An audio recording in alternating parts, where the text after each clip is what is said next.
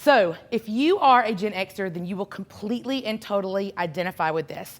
I recently was talking to a group of people, and they were younger, 33 and below, which is how we term it, most of the millennials. And I was giving a presentation, and I used the word latchkey kid. I said, I'm a latchkey kid. And they looked at me like I had like aliens coming out of my ears. And I said, you guys don't know what a latchkey kid is. And they said, no. And I said, oh, let me tell you about my life. When I was in first grade, I walked down the hill from Vestavia Elementary School, and I didn't worry that I was going to get snatched or I was going to get killed, but there was always this story of like the ice cream man, and he was going to kill somebody, and that and Bloody Mary were the scariest parts of our entire childhood. So I walked down, I would go, and I would take a key from around my neck. And if I lost that key, my life was over, even though the doors to my house were probably not going to be locked. I would then go upstairs and I would get an apple. That apple was not pre-washed, that apple was not pre-cored, that apple was not organic. And magically, I did not die.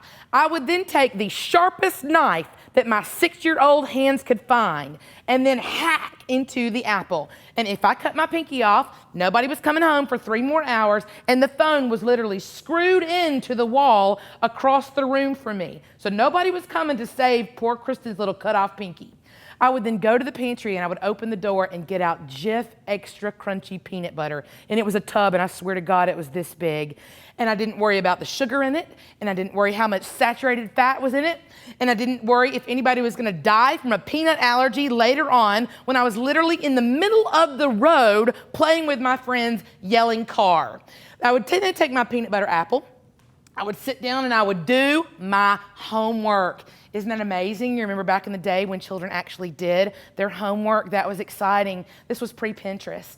And so I would do my homework, and if I made a bad grade on a spelling test, I'd just shove it to the bottom of the backpack because nobody was going to sign, and no parent was going to get an email that said, hey, your kid sucked at school today.